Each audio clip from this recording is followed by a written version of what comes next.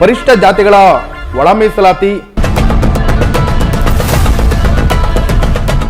ಹೋರಾಟಗಳು ಮಾಡ್ಕೊಂಡು ಬಂದಿದ್ರು ಒಂದು 30-35 ವರ್ಷಗಳಿಂದಲೂ.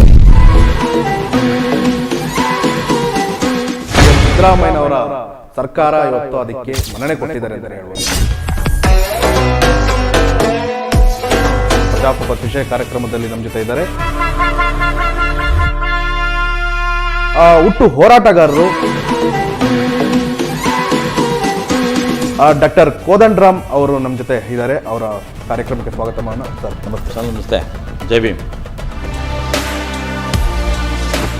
ಪರಿಶಿಷ್ಟ ಜಾತಿಗಳನ್ನ ನೋಡ್ಕೊಂಡ್ ಬಂದಿರತಕ್ಕಂಥ ಸೂಕ್ಷ್ಮವಾಗಿ ವಿಚಾರ ತಗಂತ ಹೇಳ್ಬೋದು. ಒಲೆ ಮಾದಿಗರು ಯಾವತ್ತೂ ಕೂಡ ಒಡೆದಾಡುವಂತ ಅಥವಾ ಕಿತ್ತಾಡುವಂತ ಪ್ರಮೇಯದಲ್ಲಿ ಇಲ್ಲ. ನಾವು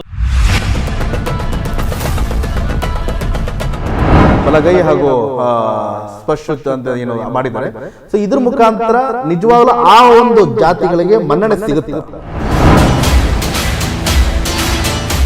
ಸಾಮಾಜಿಕವಾಗಿ ಮತ್ತೆ ಔದ್ಯೋಗಿಕವಾಗಿ ಯಾರು ಕೆಳ ಸ್ತರದಲ್ಲಿರ್ತಾರೋ